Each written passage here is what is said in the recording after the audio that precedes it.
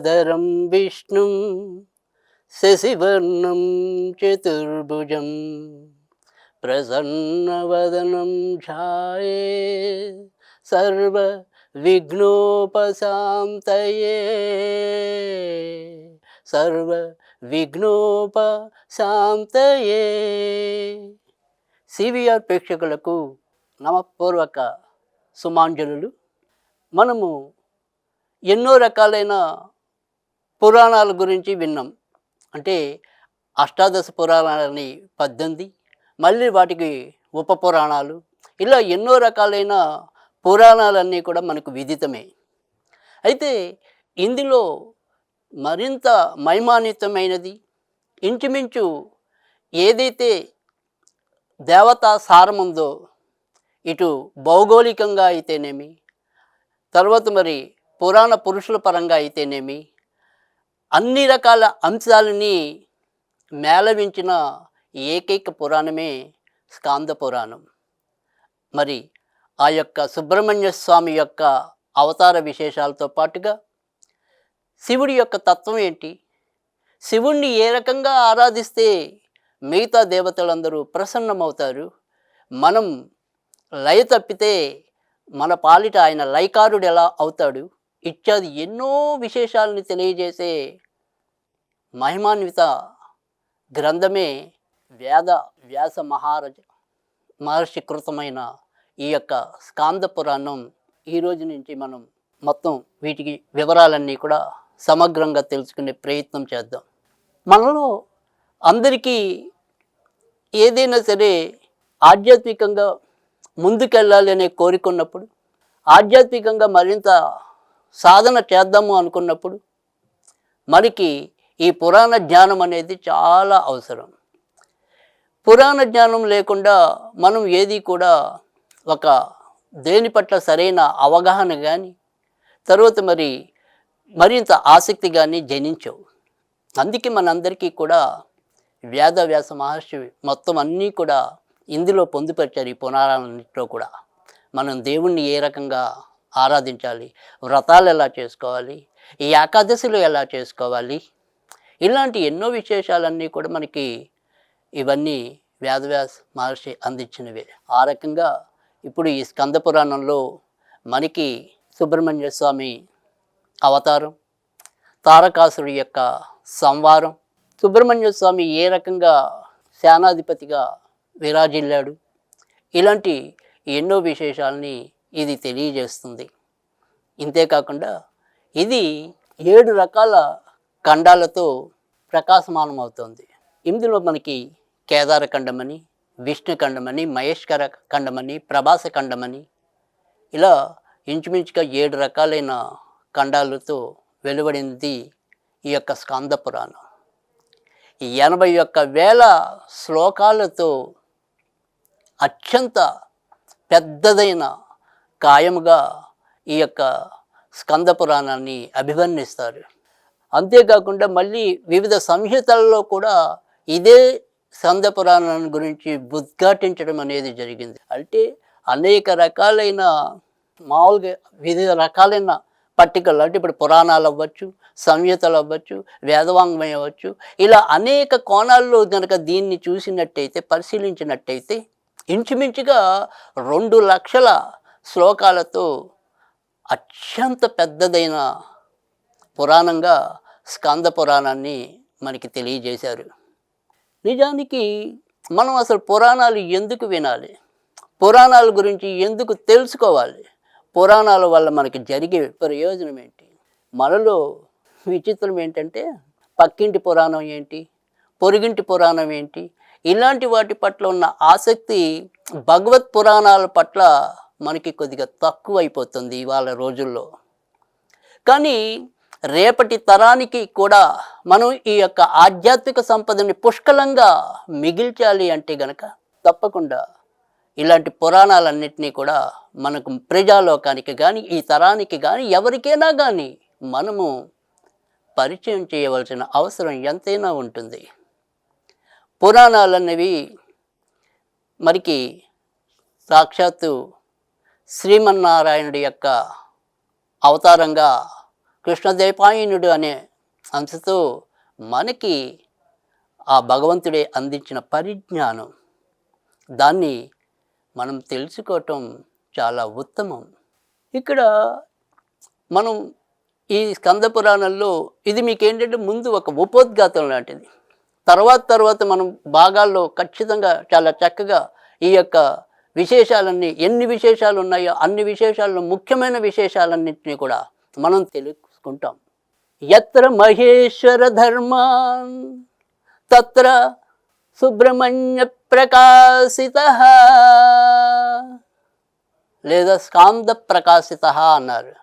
అంటే ఎక్కడైతే మహేశ్వరుడి యొక్క ధర్మం అనేది ఉంటుందో అక్కడ స్కందుడు ప్రకాశిస్తాట. అలాంటి మరి శివధర్మం ఏంటి? శివధర్మాన్ని మనం అందరం కూడా ఏ రకంగా ఆచరించాలి? శివుడు ఎవరి పట్ల మరి వరాల పురుషుడు అవుతాడు, బోలా శంకరుడు అవుతాడు. ఎవరి పట్ల ఆయన లయకారుడు అవుతాడు, లయం చేస్తాడు. ఇలాంటివన్నీ కూడా మనం ఈ స్కంద పురాణం ద్వారానే తెలుసుకోబోతున్నాం. నిజానికి ఏవైతే అష్టాదశ పురాణాలు ఉన్నాయో అష్టాదశ పురాణాల్లో ఇంచుమించుగా 10 భాగాలన్నీ కూడా శివుడి యొక్క సారాన్ని మనకి సమగ్రంగా అందిస్తున్నాయి. మరొక 4 పురాణాలు బ్రహ్మ గురించి అందిస్తున్నాయి. మరొక 2 పురాణాలు దేవి గురించి అందిస్తుంటే మరో 2 పురాణాలు విష్ణువు గురించి అందిస్తున్నాయి. అంటే మొత్తం అంతా కూడా అధిక భాగం అంతా కూడా శివవాంగ్మయమే ఈ పురాణాలు. అయినప్పటికీ మరొక విషయం మనం గుర్తుంచుకోవాలి. ఏంటంటే శివుడే గొప్పవాడేమో, అందుకే శివుడి గురించి ఇంతలా తెలియజేశారేమో అని మీరెవరు కూడా భ్రమలో పడద్దు. ఎందుకంటే శివ కేశవుల మధ్య భేదాన్ని చూడొద్దు అనేది మనకి సర్వపురాణ సారం. అలాంటిది మనం 2 రకాలైన భక్తులుగా చీలిపోయి మనమే శ్రద్ధలు పెంచుకుంటూ మేము విష్ణువు భక్తులం, మేము శివ భక్తులం, మేము పలానా భక్తులం అని చెప్పి విడిపోవటం అనేది సమంజసం కాదు. ఎవరైనా వారి యొక్క లక్ష్యం అనేది అంతిమంగా భగవంతుని చేరటమే, భగవంతుడు తెలియజేసిన ధర్మాల్ని ఆచరించటమే. ఆ ధర్మాల్ని మనం ఆచరించుతున్నామా? ఆ ధర్మాలకి మనం కట్టుబడి ఉన్నామా? మనలో ఎందుకు ఇంత విపరీత ధోరణులు? ఇలాంటివి మనలో కొంత సంస్కారం కలగాలి అంటే ఖచ్చితంగా ఆధ్యాత్మిక స్పృహ నిత్యం పెరగవలసిన అవసరం ఎంతైనా ఉంది. ఇప్పుడు ఏదైతే మనకి నిజానికి ఈ యొక్క శివతత్వాన్ని వివరించే పురాణాలు ఇంచుమించు 10 అని చెప్పుకున్నాం 18లో. అయినప్పటికీ ఇక్కడ మనం మరోజాలని విషయం ఏంటంటే కనుక ఏవైతే ఈ పురాణాలన్నిటికీ కూడా ఆధార పురుషుడు ఎవడని ప్రశ్నించుకుంటే అక్కడది విష్ణుమూర్తే అవుతున్నాడు. మరి ఆ విష్ణువే ఆయన యొక్క ఒక్కొక్క అంగము ఒక్కొక్క పురాణంగా అభివర్ణించడం జరిగింది. అంటే ఇందులో సారం శివుడైతే ఈ అన్నిటికీ కూడా ఆధారభూతుడు విష్ణువు అవుతున్నాడు. అందుకని మనం ఎప్పుడు కూడా శివకేశవుల గురించి ఎంచకూడదు. ఎవరికి ఉండే స్థానం వారికి ఉంటుంది, ఎవరికి ఉండే అవతార విశిష్టత వారికి ఉంటుంది. ఎవరికి ఏదైతే మరి ప్రజా సంక్షేమం కోసం ఉద్భవించవలసిన ప్రాదుర్భం ఉందో వారు ఆ రకంగా వారి యొక్క ధర్మాలని మనకి అందించి వెళ్ళిపోతూ ఉంటారు. అవతారం పరిసమాప్తి అవుతూ ఉంటుంది. అంతే తప్ప మనం ఎవరిని కూడా వేలెత్తి చూపటానికి కానీ మీరు గొప్ప అంటే మీరు గొప్ప అని, మేము గొప్ప అంటే మేము గొప్ప అని కలహించుకోవడానికైతే లేదు. ఇక ఏదైతే ఈ స్కంద పురాణం అనేది ఉందో, స్కంద పురాణం అన్నా స్కందుడన్నా సుబ్రహ్మణ్యుడే, తర్వాత మురుగన్ అన్న సుబ్రహ్మణ్యుడే, గుహన్ అన్నా కూడా సుబ్రహ్మణ్యుడే, ఇలా సుబ్రహ్మణ్యుడి కార్తికేయుడు, ఇలా ఎన్నో రకాలైన నామాలన్నీ కూడా సుబ్రహ్మణ్య పరంగా మనం వింటూ ఉంటాం. ఒక్కొక్క అవతారానికి మనం ఒక్కొక్క విశిష్టత ఉందని చెప్తున్నాం. అలాగే సుబ్రహ్మణ్య స్వామి అత్యంత శక్తివంతమైన దేవతా స్వరూపమే సుబ్రహ్మణ్య స్వామి, పరమాత్మ స్వరూపం పరిపూర్ణంగా సుబ్రహ్మణ్య స్వామి. అలాంటి స్కాందుడి గురించి మనం ఎంత తెలుసుకున్నది తక్కువే అవుతుంది.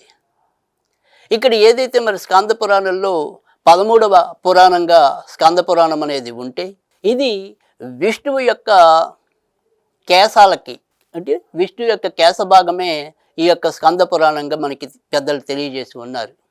అంటే నిజానికి మనిషిలో ఎక్కువ కణాల తర్వాత ఉండేది ఏదైనా సరే సంపద అంటే కనుక అది కేశ సంపదే. కేశాలు అనేక చోట్ల మనకి ఉంటాయి. అందుకని మనిషిలో కేశాలు అనేది ఎంత ప్రాధాన్యత ఉందో అందుకోసమే అత్యంత ఏదైతే ప్రాధాన్యత ఉంటుందో పురాణాల్లో కూడా స్కంద పురాణం అనేది కూడా అంతే ప్రాధాన్యత సంతరించుకుంది. మనిషి యొక్క కేశాలు ఒక పరిమితి ప్రకారం లేకపోతే అవి క్లేశాలు అవుతాయి. అలాగే మనం కూడా మన కోరికలు నిజ జీవితంలో ఏదైతే తగ్గించుకోకపోతే, మన కోరికలకి ఒక నియమతి లేకపోతే మనకుండేవన్నీ కూడా క్లేశాలే. అందుకని మరి దానికి తార్కాణంగా విష్ణువు యొక్క కేశ భాగమే ఈ యొక్క స్కంద పురాణం అవుతుంది. కనుక ఈ స్కంద పురాణంలో మనకి ప్రధానంగా ఇందాక చెప్పుకున్నాం శివుడి యొక్క ధర్మాలు ఏంటనేదే కాకుండా కాశీఖండం పేరుతో కాశీ యొక్క విశిష్టతలు, ఇంకా అనేక రకాలైన తీర్థాల యొక్క విశిష్టతలు, తర్వాత మరి విష్ణువు యొక్క విశిష్టతలు, అరుణాచలేశ్వరుడి యొక్క మహత్యం, విష్ణువు యొక్క మహత్యం, ఇలాంటివి ఎన్నో కూడా. అంటే ఏదైతే ఇవాళ మనం చేసుకుంటున్న ఈ చాతుర్మాస వ్రతం అనేది ఇంకా ఇప్పుడు ప్రస్తుతం నడుస్తూనే ఉంది. ఈ చాతుర్మాస దీక్ష వివరాలన్నీ కూడా మనకి స్కంద పురాణ అంతర్గతంగానే వచ్చి ఉన్నాయి. అంతేకాకుండా రానున్న రోజుల్లో వచ్చే ఏదైతే కార్తీక మాసం ఉందో దాని పురాణం ఏదైతే ఉందో అది పద్మపురాణం మరియు స్కంద పురాణ అంతర్గతంగానే మనకి వెలుగులోకి రావటం అనేది జరిగింది. ఆ రకంగా మనము స్కంద పురాణం అనేది ఎలా చూసుకున్నా కూడా తప్పకుండా విని తీరాల్సిన పురాణం. నిజానికి ఈ పురాణాల యొక్క మహత్యాన్ని తెలియజేస్తూ మనకి ఇటు పురాణ పురుషులైతేనేమి, అనుభవజ్ఞులైతేనేమి, సాధకులైతేనేమి, మహర్షులైతేనేమి, పీఠాధిపతులైతేనేమి అందరూ చెప్పిన మాట ఏకగ్రీవంగా ఒకటే. మనలో మన యొక్క ధర్మపరాయణత్వం పెరగడానికి, మనలో ఆధ్యాత్మిక స్పృహ వెల్లివిరగడానికి, మనం ఏదైనప్పటికీ కూడా వేదాలు అనేది ప్రతి ఒక్కరు అభ్యసించటం కష్టం కనుక ఆ వేదాల యొక్క సారమంతా కూడా నిగూఢపరిచినది ఏదైనా ఉంటే కనుక అది స్కంద పురాణంలోనే ఉంటుంది. అంటే వివిధ పురాణాల్లో ఉంటాయి. అలాగే స్కంద పురాణంలో మరింత విస్తారంగా ఇందాక మనం చెప్పుకున్నాం, అన్నిటికంటే కూడా ఇది అతిపెద్ద కాయం ఈ యొక్క స్కంద పురాణం అని చెప్పి. ఆ రకంగా మనం జ్ఞానం పెంచుకోవడంతో పాటుగా ముఖ్యంగా ఈ యొక్క పురాణ మహత్యాన్ని వివరిస్తూ ఎవరైతే జీవితంలో ఒక్కసారైనా ఏదైనా సరే పురాణ పఠనం చేస్తారో వారి పాపాలన్నీ కూడా భస్మీపటలం అయిపోతాయని చెప్పి కూడా తెలియజేయటం అనేది జరిగింది. అంతెందుకు, మీరు పఠించడం మీ వల్ల కాకపోయినా ఎవరైతే ఈ యొక్క పురాణ పఠనం చేస్తున్నారో, ఎవరైతే ఈ పురాణ వివరాలన్నీ మీకు మీ చెవిన పడేస్తున్నారో వాళ్ళకి కూడా ఉత్తమ గతులు సంప్రాప్తిస్తాయని చెప్పి కూడా తెలియజేయటం అంది. అంటే వినటం అనేది మీకెంత సుకృతమో చెప్పటం మాలాంటి వాళ్ళకి కూడా అంతే సుకృతం. ఆ చెప్పగలిగే అవకాశం ఇచ్చిన వారందరూ కూడా ధన్యులు. అలాగే మీరందరూ వింటున్న వాళ్ళందరూ కూడా నిజంగా శ్రేష్ఠులు. కనుక వినటము, చెప్పటము అంటే శ్రవణము, పఠనము అన్నీ కూడా చాలా ఉదాత్తమైనవి, ఉత్తమ లోకాల్ని ప్రాప్తింపజేయగలిగినవి.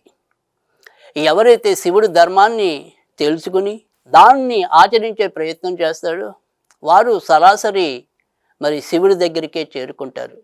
అలాగే ఎవరైతే మరి శివుడి యొక్క ధర్మాన్ని ప్రచారం చేస్తారో వారు కూడా, అంటే ఆచరించే వాళ్ళే కాదు, ఎవరైతే శివుడి యొక్క తత్వాన్ని ప్రచారం చేస్తారో వాళ్ళకి కూడా ఉత్తమ జన్మ ప్రాప్తిస్తుందని చెప్పి కూడా మనకి పురాణాలు వ్యాఖ్యానిస్తున్నాయి. కనుక ఇలాంటివన్నీ కూడా మనం తెలుసుకోవాల్సిన అవసరం ఎంతైనా ఉంటుంది. ముఖ్యంగా స్కంద పురాణంలో మీరు రాబోయే భాగాలన్నింటిలో కూడా ఈ సుబ్రహ్మణ్యుడి యొక్క సారం ఏంటి, శివుడి యొక్క తత్వం ఏంటి, సుబ్రహ్మణ్యుడిని ఏ రకంగా పూజించాలి. ఇవాళ రోజుల్లో మనందరికీ తెలుసు, ఏదైనా సరే వైవాహిక సమస్యలు ఏర్పడుతున్నప్పుడు లేదా సంతానం ఏర్పడక ఇబ్బంది పడుతున్నప్పుడు మనందరికీ కూడా గుర్తుకొచ్చే భగవానుడు సుబ్రహ్మణ్యుడే. అందుకే ఏదైనా సరే ఆడపిల్లలకి పెళ్ళిళ్ళు కాకపోతే సుబ్రహ్మణ్య స్వామి చుట్టూ ప్రదర్శనలు చేయటం, సుబ్రహ్మణ్య స్వామి కోవెలలో ఏదైనా సరే ముడుపు కడుతూ ఉండటం, సుబ్రహ్మణ్యుడికి మొక్కుకోవటం. అలాగే ఏదైనా సరే వందత్వం ఉన్న స్త్రీలు కూడా ఆ వందత్వం తొలగడానికి కూడా సుబ్రహ్మణ్యుడిని ఆశ్రయిస్తారు. అంటే ఇక్కడ మనం ఇందాకే చెప్పుకున్నాం, సుబ్రహ్మణ్యుడికి రకరకాలైన నామధేయాలు ఉన్నాయని చెప్పి. కనుక ఇక్కడ స్కందుడు లేదా స్కందుడు అన్న కూడా సుబ్రహ్మణ్యుడే, కార్తికేయుడే. కనుక ఏదైనప్పటికీ కూడా ఆయన్ని భక్తి శ్రద్ధలతో మనం కొలుచుకోవటం అనేది ఈ కలియుగంలో చాలామందికి అనుభవమే. అంతేకాకుండా ఏదైనా సరే కలో వెంకటేశో నాయకః అనేది కూడా కొంతమంది నిర్వచనం ప్రకారం నాయకుడు ఎవరు అంటే సుబ్రహ్మణ్యుడు. ఆ సుబ్రహ్మణ్యుడి యొక్క అంశగానే మనం వెంకటేశ్వర స్వామిని కూడా చెప్పాల్సి ఉంటుందని చెప్పి కూడా మరికొంతమంది అనుభవజ్ఞులు తెలియజేయటం కూడా జరిగింది. ఈ నాయకుడు అంటే ఎవరు? ఈ నాయకుడు సుబ్రహ్మణ్యుడు. దేనికి నాయకుడు? కేవలం రాక్షస సంహారం చేయడానికి నాయకుడు కాదు, మనలో ఉండే అసుర గుణాలని తొలగింపజేయడానికి, సంవరింపజేయడానికి అతిపెద్ద నాయకుడు ఈ యొక్క స్కందుడు. కనుక మనలో ఏదైతే అంతర్లీనంగా అంతర్గతంగా ఏవైతే అరిషడ్ వర్గాలు అనేవి ఉన్నాయో, ఈ అరిషడ్ వర్గాలే మనకి రాక్షసుల కన్నా కూడా ప్రమాదభరితమైనవి. అలాంటి రాక్షసుల సంవారం అంటే మనలో ఉండే దుర్గుణాల యొక్క సంవారం ఏదైతే ఉంటుందో ఆ సంవారం జరగాలి అంటే మనం ఉత్తములుగా బాసిల్లాలి అంటే ఖచ్చితంగా సుబ్రహ్మణ్యుడి యొక్క అనుగ్రహం ఉండాలి, సుబ్రహ్మణ్యుడి యొక్క చరిత్ర తెలుసుకోవాలి, సుబ్రహ్మణ్యుడి యొక్క అవతార తత్వాన్ని విని ఉండాలి. అందుకని మనం ఆ రకమైన ప్రయత్నం చేయటం అనేది ఇప్పుడు ఈ స్కాంద పురాణం ద్వారా జరుగుతోంది. స్కంద పురాణం అనేది మనకి ఇంచుమించుగా అంటే వెలుగులోకి వచ్చింది ఏదైనప్పటికీ కూడా 6-7 శతాబ్దాల్లో వచ్చినట్టుగా ఈ యొక్క చరిత్రకారులు తెలియజేయటం అనేది జరిగింది. అంటే అతి పురాతనమైన ఈ యొక్క సంపద మనకి ఇంచుమించుగా 6వ శతాబ్దం చివర లేదా 7వ శతాబ్దం మొదట అనేదిగా మనం లెక్కలు కట్టవలసి ఉంటుంది. అయితే ఇక్కడ ఎన్ని శతాబ్దాల నుంచి ఈ పురాణం అనేది వెలుగులోకి వచ్చిందనేది కన్నా కూడా మనం లెక్కలు కట్టవలసింది కానీ, లెక్కలు సరిచేసుకోవాల్సింది కానీ, మనం ఇప్పుడు ఈ సుబ్రహ్మణ్య స్వామిని ఏ రీతిగా ఆరాధిస్తున్నాం, ఎందుకోసం ఆరాధిస్తున్నాం అనేది. మనిషి అన్నాక సాధారణంగా దేవుణ్ణి ఎక్కువ శాతం కొలిచేది అందరూ కూడా ఏదో ఒక కోరిక ఫలాపేక్షంతోనే ఎక్కువ మంది భగవంతుడి సన్నిధికి చేరటం అనేది జరుగుతుంది. కానీ మనకి కావాల్సింది ఏంటి అంటే కనుక ఎవరైతే నిష్కామంగా అంటే కోరికలకు అతీతంగా ఎవరైతే నిజంగా భగవంతుడి సాధన చేస్తారో వారికే శాశ్వత పుణ్యలోకాలు లభిస్తాయి అనేది నిర్వివాదాంశం. కానీ భౌతికంగా మనందరం కూడా ఎంత వద్దనుకున్నప్పటికీ కూడా ఏదో ఒక కోరికతోనే భగవంతుని దగ్గరికి చేరుతాం. ఒకరికి ఉద్యోగం కావాలనిపిస్తుంది, ఒకరికి సరైన సంతానం కావాలనిపిస్తుంది, ఒక్కొక్కరికి మంచి అనురాగమైన దాంపత్యం కావాలనిపిస్తుంది, ఒకళ్ళు కోటీశ్వరులు కావాలనే భ్రమలు ఉంటాయి. కానీ ఇవన్నీ కూడా తుచ్చమైనవి. ఈ కోరికలనేవి మనం ఎంత చెప్పుకున్నా కానీ ఈ కోరికల గుహలో మనం నిత్యం బంధించబడి ఉంటాం. ఆ గుహలో నుంచి మనల్ని బయటకు తీసుకొచ్చేవాడే గుహన్. మరి గుహనన్నా కూడా స్కందుడే. అందుకని ఈ కోరికల గుహలో మనం ఏదైనప్పటికీ లేదా ఈ కోరికల కీకరాన్యంలో మనం మృగాలమై సంచరిస్తూ ఉంటాం. మనకి ఒక పరిమితి అనేది ఉండదు. అవి నిత్యం తేనె తుట్టలా పెరుగుతూనే ఉంటాయి. వాటిని అదుపు చేసుకోవటం అనేది మనకి తెలియదు. వాటన్నిటినీ ఎలాగా ఎదుర్కొని బయటికి రావాలో తెలియదు.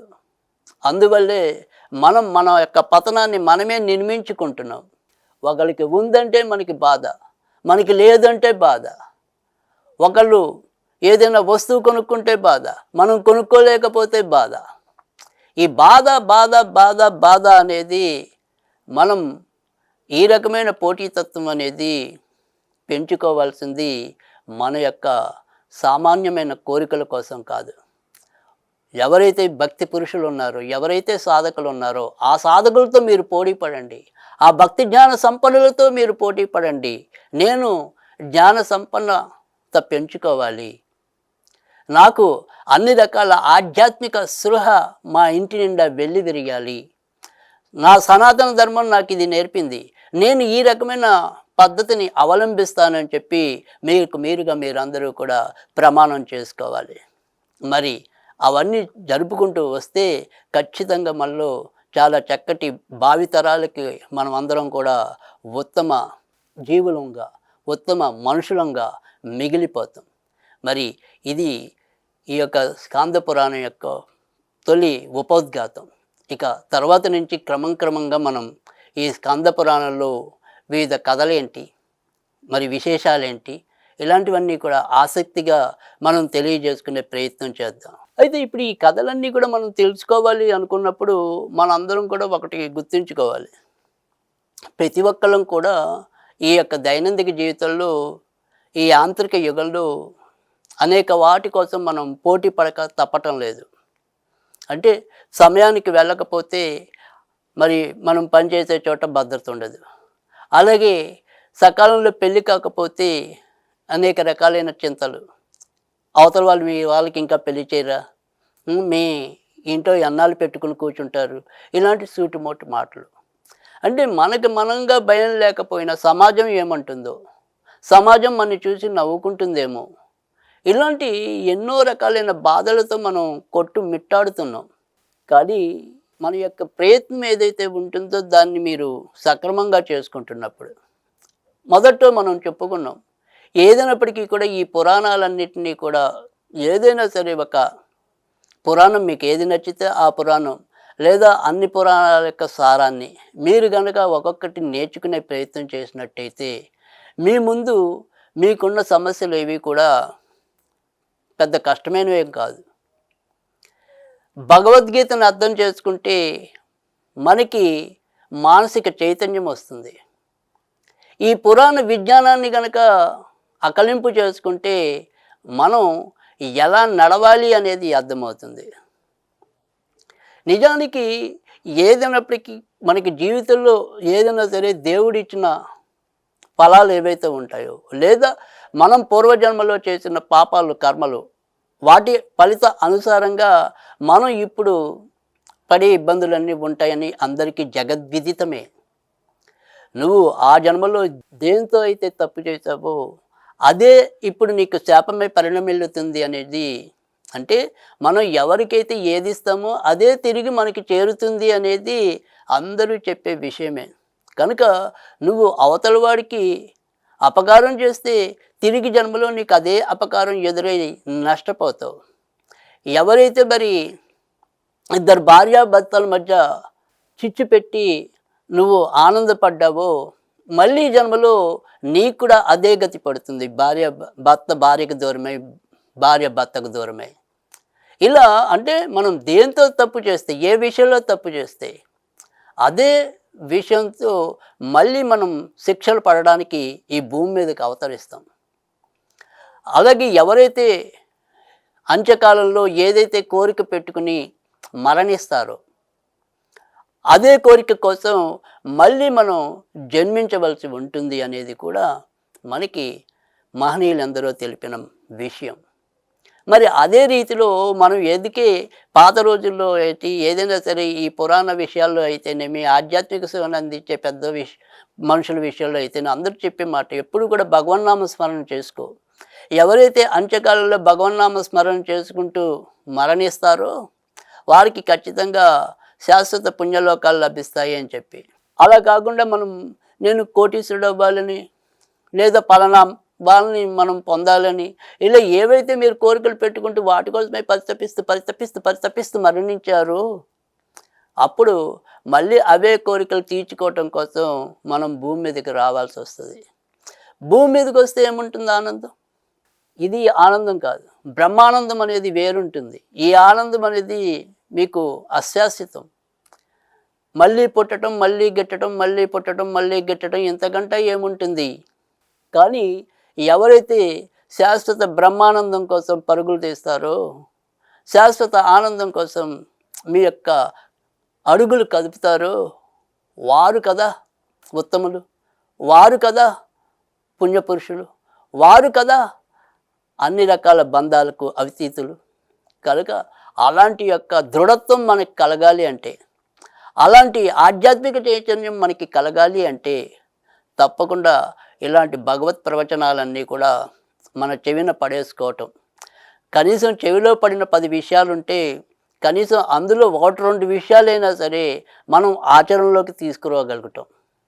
అంతకంటే మనకి ఉత్తమ మార్గం ఏముంటుంది చెప్పండి?